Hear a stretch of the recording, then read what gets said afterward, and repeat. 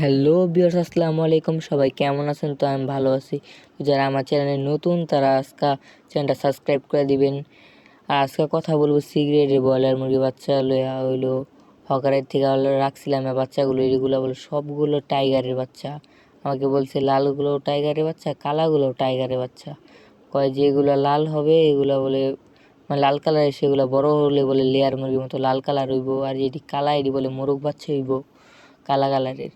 তো হকারের বাচ্চা আমার কি ধরা দিছে দেখেন, কামডা করছে এটা কি। আর আমি জানি না ইসলাম, মানে এটা একটা দেখলাম যে আসলে ওরা কি কয়া বেচে।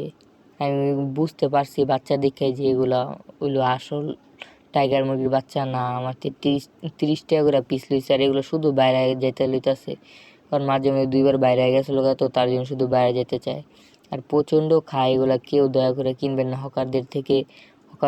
কিনলে একদম একটা লসের সম্মুখীন হয়ে পড়বেন, তাছাড়া আর কিচ্ছুই হবে না। কারণ এই দেখেন অনেক পরিমাণে খাবে, আপনাদের প্রচণ্ড লস হবে। যদি এগুলা মাংসের জন্য লোন তাহলে লস হবে, সব দিক দিয়ে লস হবে।